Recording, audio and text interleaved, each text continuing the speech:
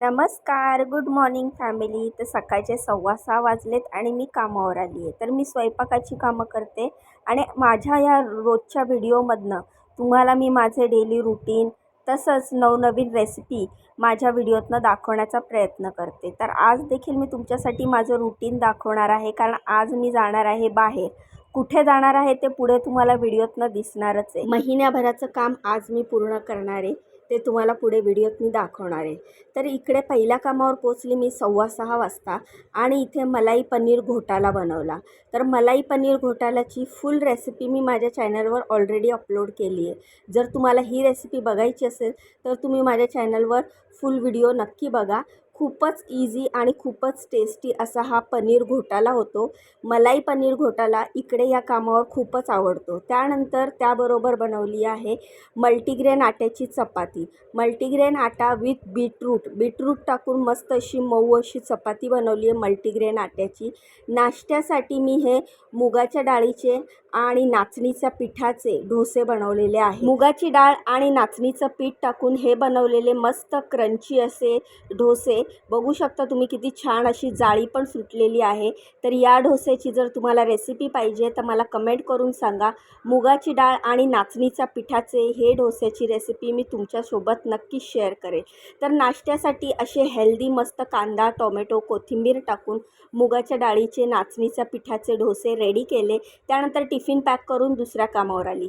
दुसऱ्या कामावर इकडे आज गोडधोड बनवलं, म्हणजेच पाईनॲपल शिरा बनवलेला आहे. पाईनॲपल आणि रव्याचा हा शिरा बनवलेला आहे. तुम्ही बनवला का कधी पाईनॲपल आणि रव्याचा शिरा? आता तर आंब्याचं सीझन पण येतो आहे, असाच मँगोचा शिरा पण बनवतात. त्याची रेसिपी पण मी तुमच्याबरोबर लवकरच शेअर करेल. मँगोचा शिरा जेवढाच टेस्टी लागतो ना, तेवढाच हा पाईनॲपलचा शिरासुद्धा टेस्टी लागतो. मस्त काजू, बदाम असे टाकून हा पाईनॲपलचा शिरा बनवलेला आहे. थोडासा फूड कलर टाकला असता ना तर अजून छान दिसला असता, पण इथे फूड कलर घरात नव्हता, त्यामुळे मी हा असा पाईनॲपलचा शिरा बनवला. त्यानंतर ही पनीरची बुर्जी बनवली. मस्त कांदा, टोमॅटो, हिरवी मिरची, खूप सारी कोथिंबीर टाकून पनीर बुर्जी बनवलेली आहे. तर इकडे नॉर्मल पनीर बुर्जी बनवली आणि पहिल्या घरी जे बनवलं होता तो पनीर घोटाला होता. तर दोन्ही रेसिपीमध्ये फरक आहे, तुम्हाला तो बघितल्यावर पण दिसेल. तर पनीर बुर्जी वेगळी रेसिपी आहे आणि मलाई पनीर घोटाला ही वेगळी रेसिपी आहे. त्यानंतर हे मस्त दाल फ्राय बनवलेले.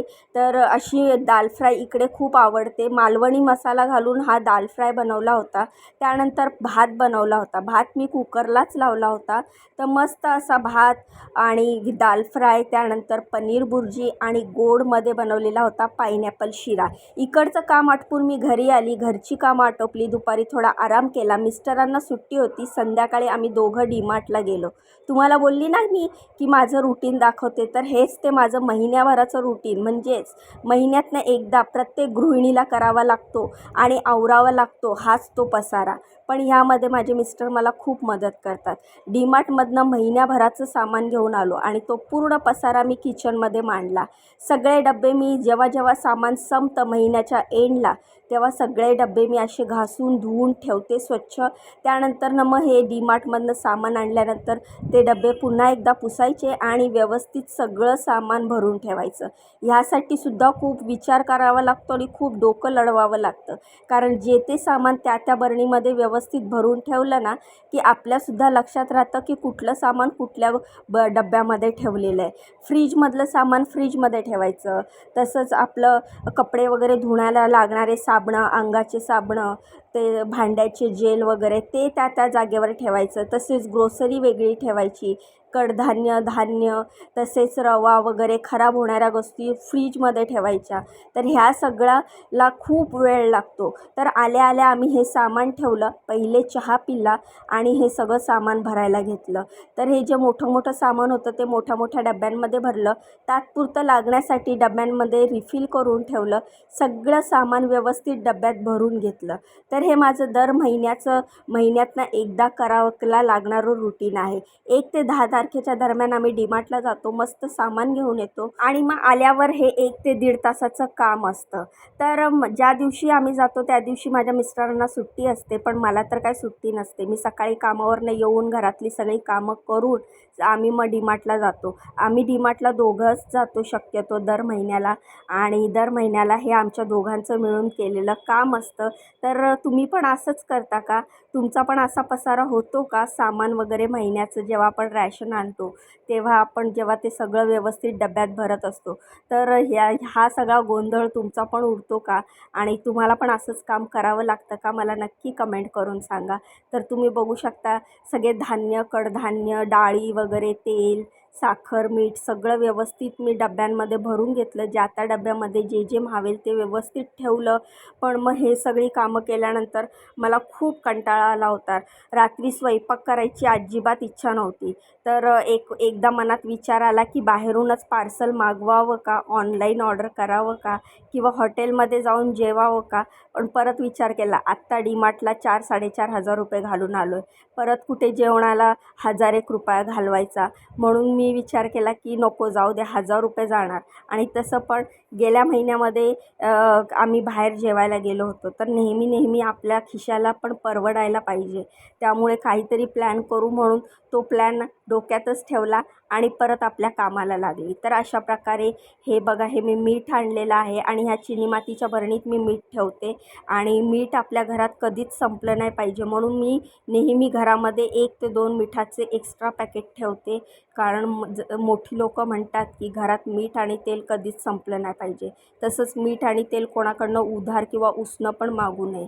तर त्यामुळे हे मी मीठ आणलेलं डीमार्टमधनं आणि ते सुद्धा भरून घेतलं. अशा प्रकारे सगळं सामान व्यवस्थित भरलं, सगळे डबे जागेवर ठेवले आणि आता मात्र माझी सगळी एनर्जी संपली होती. स्वयंपाक करायची अजिबात इच्छा नव्हती. दुपारचा खूप सारा भात उरला होता. तसंच आम्ही डीमार्टला गेलेलो. डीमार्टमधनं पिझ्झा घेतला होता, पॉपकॉर्न घेतले होते आणि मग ते मी घरी घेऊन आली होती. मग मुलांनी आणि आम्ही थोडं संध्याकाळी ते सुद्धा खाल्लं होतं. मग जो दुपारचा भात होता ना, मिस्टर म्हटले मी तोच मस्त फोडणीचा भात करतो, फ्राय राईस करतो, आपण सगळे मिळून तोच खाऊया. मग मिस्टरांनी, मला कंटाळा आला होता, माझी इच्छा नव्हती स्वयंपाक करायची, त्यामुळे त्यांनीच हा भात फोडणी टाकला. आम्ही रात्री मस्तपैकी त्यांच्या हातचा जो भात फ्राय राईस होता तो खाल्ला आणि मस्तपैकी झोपी गेलो. हा हलकं फुलकं रात्रीचं जेवण केलं की बरं वाटतं आणि अशा टायमाला मिस्टरांची मदत झाली ना की अजून छान वाटतं. की बाबा आपल्याला कंटाळा आला आहे, एखाद्या वेळेस आपल्याला आळस आला की मिस्टर मदत करतात. मुलगा पण क्लासवरनं आला होता आणि मग आम्ही सगळ्यांनी मिळून जेवण केलं. मुलीची सेकंड शिफ्ट होती, ती अजून जॉबवरनं आली नव्हती आणि मग ती आल्यानंतर तिने जेवण केलं आणि मग आम्ही झोपलो. असा होता हा आजचा दिवस. तुम्हाला कसा वाटला आजचा व्हिडिओ मला कमेंट करून सांगा. व्हिडिओला लाईक करा, चॅनलला सबस्क्राईब करा, मला खूप खूप सपोर्ट करा आणि जर फेसबुक, इंस्टाग्रामवर बघत असाल तर व्हिडिओला लाईक केल्यावर चॅनलला फॉलो नक्की करा. चला मग उद्या भेटूया नवीन व्हिडिओत, नवीन रेसिपी.